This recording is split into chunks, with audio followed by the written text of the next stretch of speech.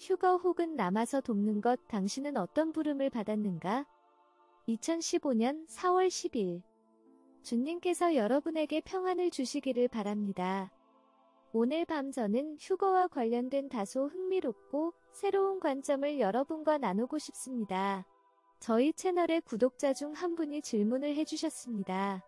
그 질문에 대해 저는 주님을 찾았고 주님은 대답뿐만 아니라 관련된 메시지를 주셨습니다.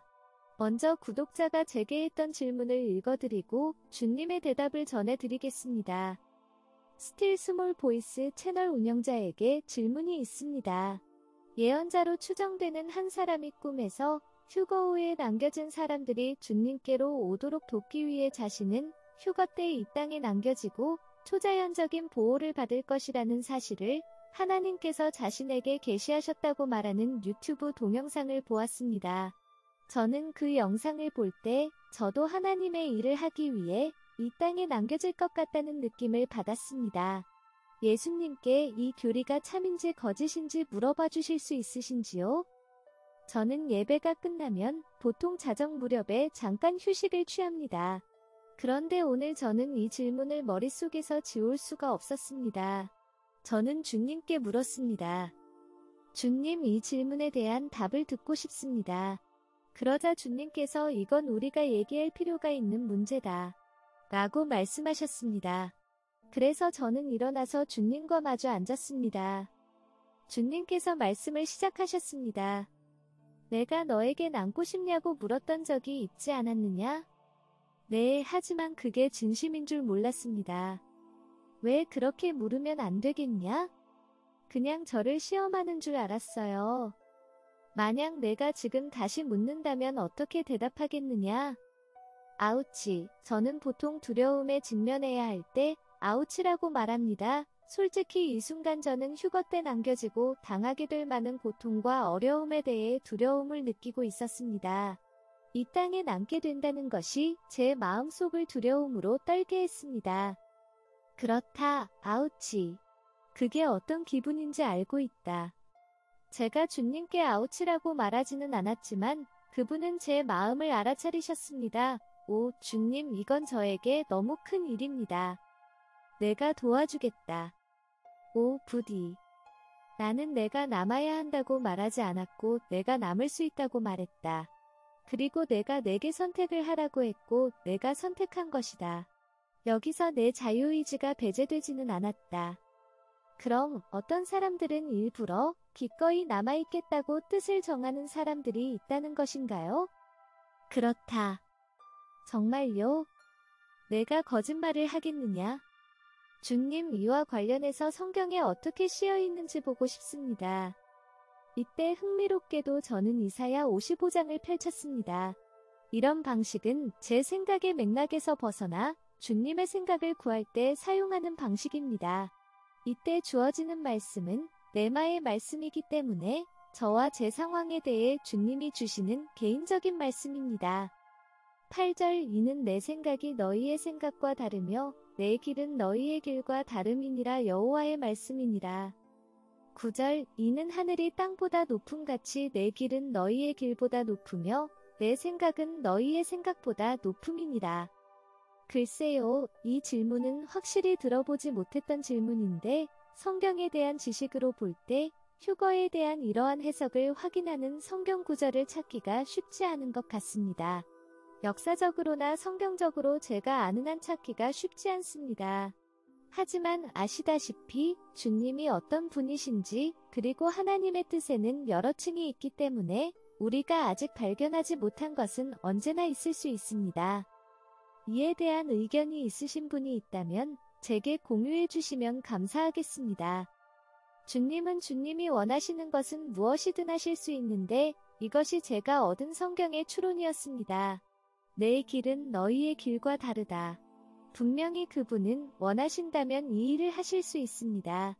말하자면 그것은 계시 같은 것인데 그분이 무엇을 어떻게 하시는지는 그분께 달려 있습니다. 주님이 우리에게 성경적 확증을 주신다면 더 좋을 테지만 말입니다. 하지만 지금 저는 주님이 제게 말씀하신 것에 충실하려고 노력하고 있습니다. 오, 예수님, 이건 정말 어렵네요. 제가 지금 무엇과 싸우고 있는지 아시죠? 알고 있다. 오, 주님, 제발 도와주세요. 제발 도와주세요. 저는 겁쟁이인데 제가 감당할 수 있는 것보다 훨씬 더 큰 것을 구하는 어리석음을 범하지 않게 해주세요. 클레어, 나는 너에 대한 나의 뜻이 무엇인지 분명히 밝혔다. 하지만 내가 남아있기를 원할 경우를 대비해서 기회의 문은 열어두었다. 제가 남기로 선택하면 어떤 옵션이 있나요? 너는 영화롭게 된 몸을 가지지 않을 것이다. 너도 다른 사람들처럼 고통을 겪을 것이다. 그렇다, 너는 보호를 받을 것이지만 그것은 너의 임무가 끝나는 그때까지만이다. 너는 다른 사람들처럼 죽을 수 있다. 그러나 이것이 내게 바라는 것은 아니다. 클레어, 나는 내가 남는 것을 바라지 않고 있다. 하지만 몇몇은 땅에 남아있는 것에 대해 부름을 받았다. 그들은 영화로운 몸을 받고 천국 집으로 들어갈 수 있지만 그들은 이 땅에 남는 것에 대한 부담감을 느끼게 될 것이다. 이들의 경우 이들 마음의 부담은 내 뜻에서 오는 것이다. 그렇다, 이들을 향한 내 뜻은 땅에 머무르는 것이다. 하지만 그들도 그렇게 해야 할 의무가 있는 것은 아니다. 이 과정에서 영웅처럼 떠받드는 것은 없을 것이다. 나의 사랑아. 선택과 고통, 그 이상의 것이 존재하지 않고 그 자체일 뿐이다. 그러나 사랑의 힘을 과소평가하지 말기 바란다. 내게 내 마음을 말하고 싶다. 왜냐하면 너는 내 뜻을 따르기로 선택했기 때문에 땅에 남기로 선택하는 사람들보다 내가 사랑이 덜한 사람으로 되는 것이 아니다. 두 쪽 다 나를 향한 사랑이 얼마나 큰지 나는 잘 알고 있다. 클레어, 나는 너를 천국 집으로 데려가고 싶다. 그곳에서도 내가 해야 할 많은 일이 있다. 나는 너의 마음속 동기를 잘 알고 있다, 클레어. 너희 모두에게 말하고 싶다. 나를 찾고 다른 모든 선택들 이상으로 나의 뜻을 찾기 바란다. 너희가 땅에 남기로 선택한다고 해서 자동적으로 너희가 영웅이 될 것이라고 생각하지 말라. 너희는 여전히 너희의 영혼을 잃을 수 있을 것이다. 이것은 마음이 약한 사람들이나 영웅이 되고 싶어하는 사람들이나 명예와 영광을 찾는 사람들을 위한 것이 아니다. 너희가 겪어야 할 조건에 대해 영광스러운 것은 아무것도 없을 것이다. 그렇다, 영혼들을 나에게 데려오는 것은 멋지고 충만함이 있고 모든 것을 가치 있게 만들 것이다. 하지만 나는 너희가 금식을 시작하기 전에 나에게 물어보고 하는 것을 좋아하듯이 땅에 남는 것에 대해서도 나의 뜻을 물어보기를 바란다.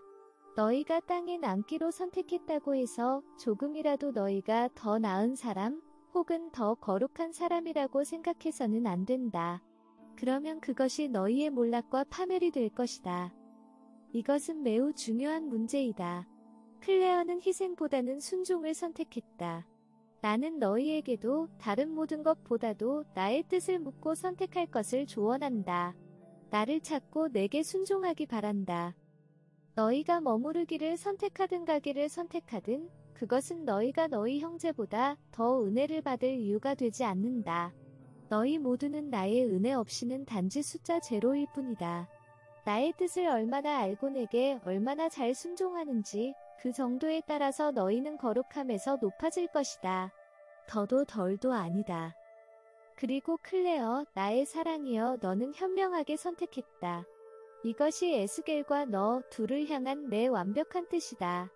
내 뜻에 대해 안식하고 적이 너에게 죄를 덮어 씌워서 내가 덜 어려운 쪽으로 선택했다고 그래서 내가 덜한 신부라고 말하는 소리를 허락하지 말길 바란다. 나는 너를 통해 가르침에 사용할 것이다. 너는 실수와 실패의 인생을 보냈는데 이는 비슷한 결정을 내리면서 살아가는 다른 영혼들에게 매우 가치 있게 증명될 것이다. 그들은 너의 선례에 의해 영감을 받아 승리할 것이다. 그들은 내가 어떻게 너를 이끌고 너를 돌보았는지 읽을 것이고 이것은 그들에게 믿음으로 계속 나아가는 용기를 줄 것이다.